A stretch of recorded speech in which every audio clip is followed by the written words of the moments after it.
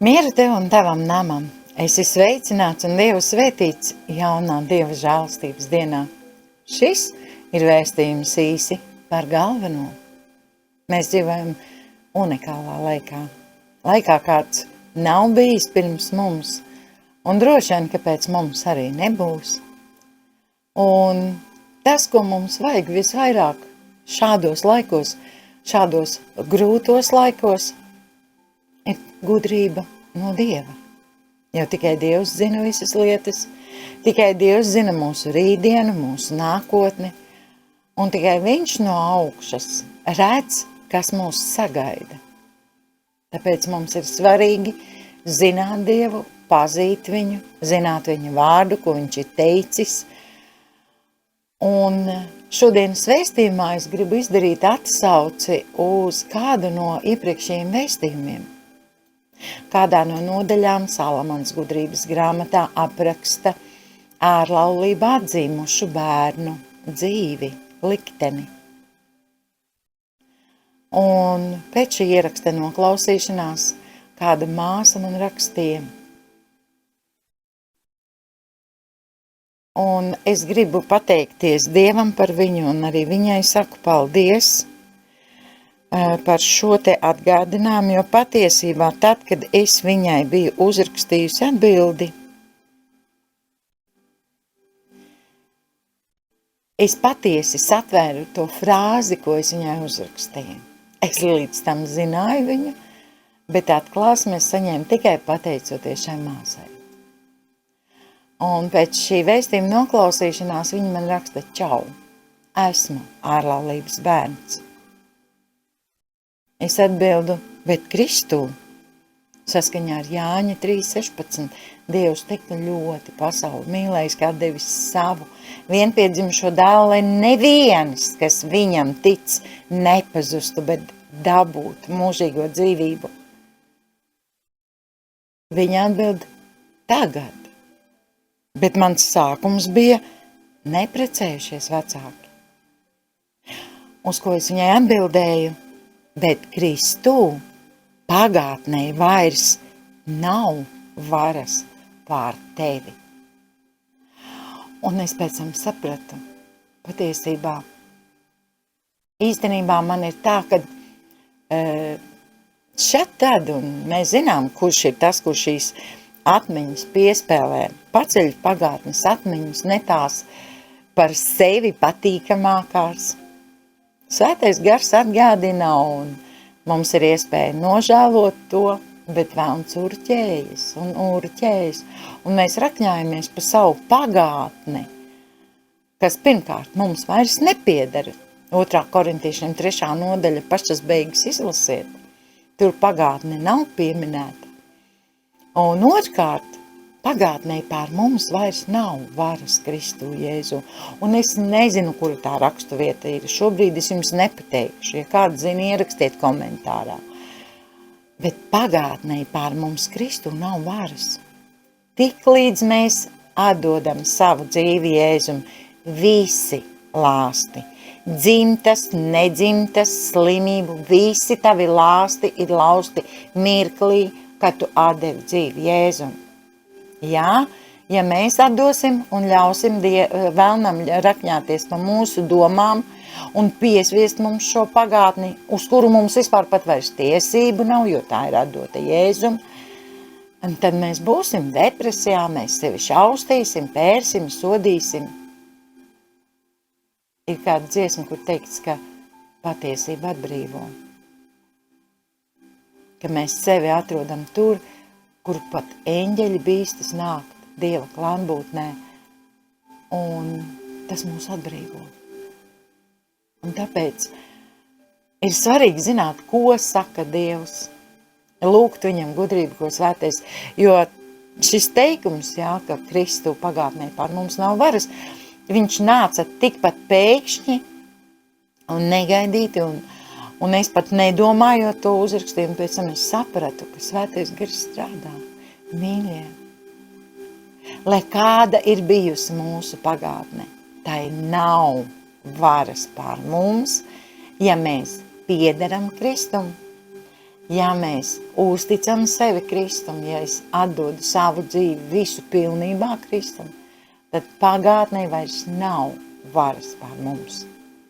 Ne pār tevi, ne pār mani. Un lai no kurienes un kādos apstākļos mēs būtu radušies, es nezinu, varbūt es arī esmu ārlaulībā radīta, bet Jēzus.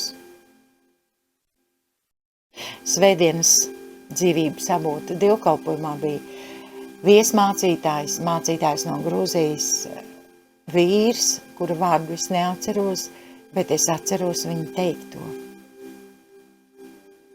Jēzus mira par visiem un augšām cēlās par visiem. Un sirds viņam sāp par visiem. Gan par tiem, kas ļauni, gan par tiem, kas labi, jo viņš redz, ka viņi iet uz ēli. Un tad mums vajag gudrību, kā par viņiem lūgt, kā lūgt par sevi, kā piedot sev, lai Dieva gars mums to atklāja. Šodien es vēlos ieskatīties Rika Rennera grāmatas vērtīgas patiesības no grieķu valodas 29. novembra lasījumā. Riks Renners Bībeli lasa grieķu valodā. Viņš ir grieķu valodas speciālists mūsdienās, un es iesaku ieklausīties viņa vārdos, viņa teiktajā, viņa skaidrojumos, Bībeles skaidrojumos, jo jaunā darība mums ir uzrakstīta grieķu valodā. Un es strādāju, ar 1. janvāri būs iespēja strādāt pie otra šīs grāmatas sējuma vērtīgas patiesības no grieķu valodas, burtisks tulkojums no krievu valodas. Un tiem, kas ir grupā vārdu stiprinājumā, būs iespēja baudīt šos Dievu vārdu dziļumus. Šobrīd noslēgumā ar visu lūkšanu izlasīšu šo te Rika Rennera skaidrojumu, Bībeles skaidrojumu.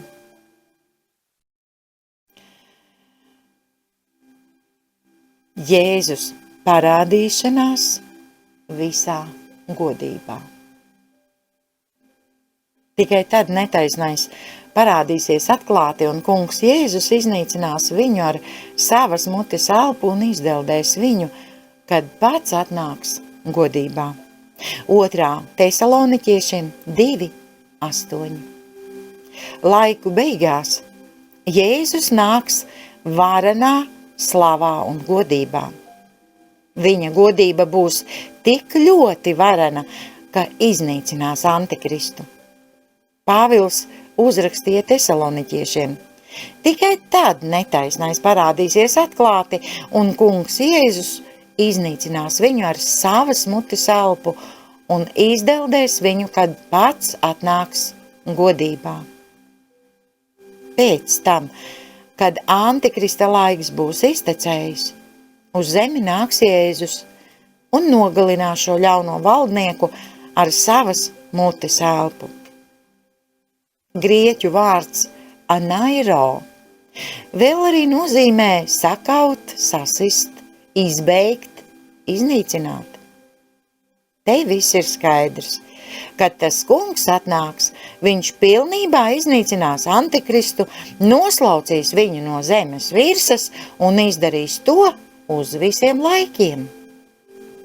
Kā gan Dievs to izdarīs? Rakstīts, kungs Jēzus nogalinās viņu ar savas mutes elpu. Jūtat, uz kurieni velk Riks Renneris? Vārds pneuma, gars, tiek tulkots arī kā elpa. Tas runā par to, ka, lai arī Sātans piešķirs Antikristam visu spēku, kāds piemīt pašam, šīs valdnieks vienalga nespēs noturēties Jēzus klātbūtnē. Vēlna apsēstais valdītājs nespēs izturēt pat vienīgo tā kunga vēsmu. Vārds stomos, lūpas un arī mute attiecas uz tā kunga muti, no kuras izies šis jaudīgais spēks un tajā pašā sekundē pilnībā iznīcinās Antikristu. Šī pēdējā tikšanās ar to kungu iznīcinās ļauno pasaules valdnieku. Vārdu katargeo iznīcināt Pāvils lieto jaunajā derībā 25 reizes. Tāpēc mēs varam precīzi zināt, ko viņš grib pateikt. Šis vārds vēl arī nozīmē pakļaut, padarīt nederīgu, padarīt nedarbīgu, atcelt. Nav nekādu šaubu, ka tad, kad Jēzus Kristus atnāks, viņš uz visiem laikiem iznīcinās Antikristu un viņa valdīšanai pār pasauli pienāks pēkšņs gals. Gribu, lai jūs zināt, ko Pāvils gribēja pateikt ar frāzi, kad pats atnāks godībā. Tekstā krievu valodā, kad parādīsies visā savā godībā. Grieķu vārds epiphanēja, parādīšanās, tika lietots, lai aprakstītu pēkšņu, negaidītu grieķu dieviņu parādīšanos. Mītos tika stāstīts, ka pēkšņi dievi parādījās godībā un varenībā. Pāvils aizņēmās šo vārdu no grieķu klasiskās literatūras, lai izteiktu domu par to, ka Jēzus atnākšana daudzus pārsteigs nesagatavotus, un to pavadīs varenība un lieliskums, spēks un godība. Pasaule, kas uz to laiku būs iesakņojusies ļaunumā, nodomās, ka ir uzvarējusi un ka viss norit pēc tās plāna.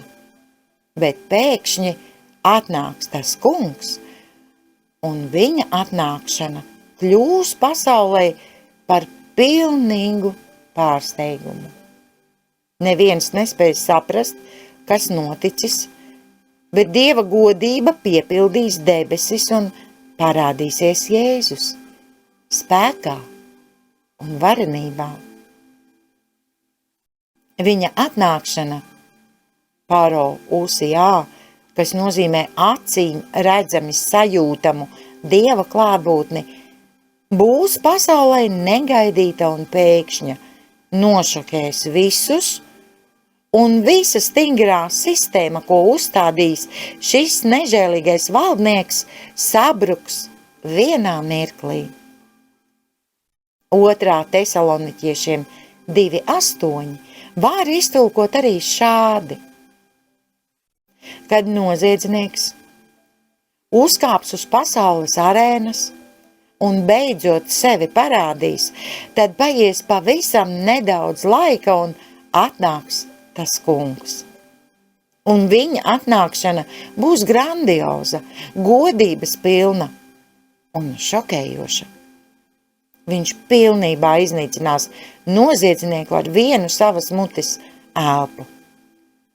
Tas kungs izdarīs vienu izelpu, un šis ļaunais valdnieks sadegs līdz pamatiem.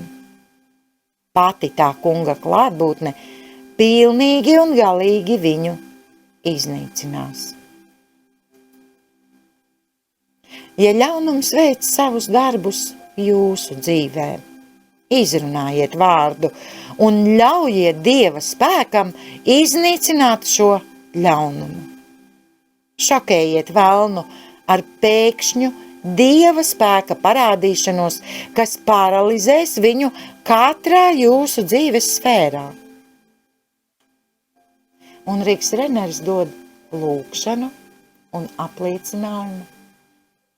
Vēl varu pateikt, ka šo pašu pirmo sējumu nākamgad es plānoju publicēt arī grupā Vārds katrai dienai, lapā Vārds katrai dienai Facebook kontā.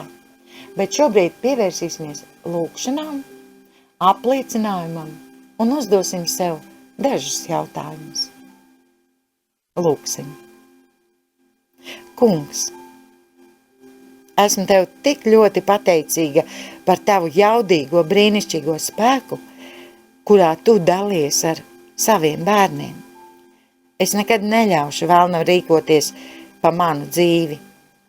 Katrā nepatīkamā situācijā, ko vēlns man rada, es izrunāju Dieva vārdu, kam pateicoties atbrīvojas tavs spēks un iznīcina visas viņa viltības pret mani.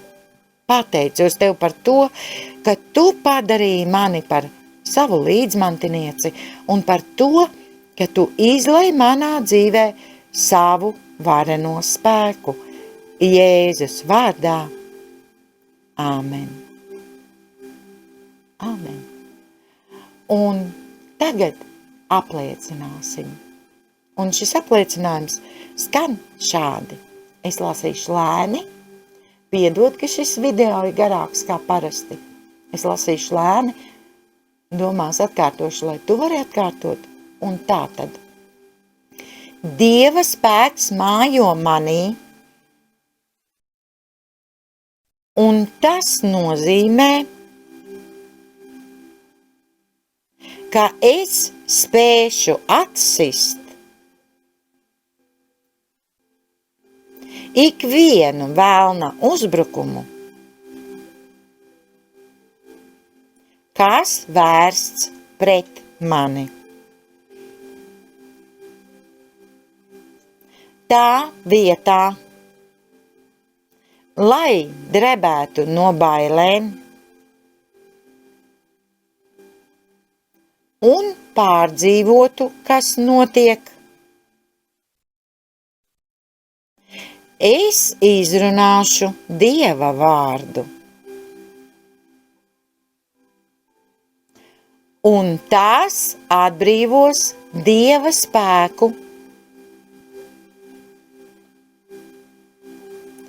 kas iznīcina visu,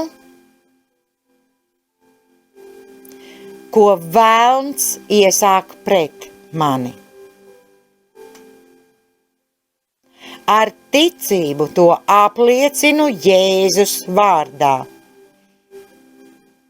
Nevienam ierocim, kas vērsts pret mani,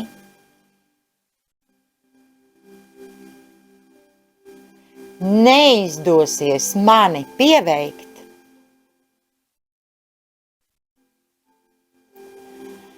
un ikvienu mēli, kas uzstāsies tiesā pret mani, es noraidu kā netaisnu liecību. Tās ir mans mantojums. Un Dieva svētība, kas mani pavadīs. Saskaņā ar Jesajas 54, 17 rakstīto vārdu. Āmen. Nu un padomājiet par šiem jautājumiem. Kādās jūsu dzīves sfērās velns šobrīd iejaucas? Kā jūs atsitat viņa uzbrukumus? Vai pieverat acis uz notiekošo cerībā, ka viss nokārtosies pats par sevi? Vai arī jūs izrunājat Dieva vārdu un atbrīvojat Dieva spēku, kas atrisinās jūsu situāciju? Kādas rakstu vietas jums vajag šobrīd pasludināt, lai jūsu situācija atrisinātos? Paldies, Tēvs! Paldies Tev, ka Tu mūs gudrus dari ar sava vārda palīdzību, un ar šiem kalpiem mēs lūdzam svētī viņus, kas mums šīs patiesības atklāja. Lai nāk Tavs gars, Tava brīvība un Tava gudrība ar mums šodien, Jēzus Kristus vārdā. Āmen. Svētīgu dienu!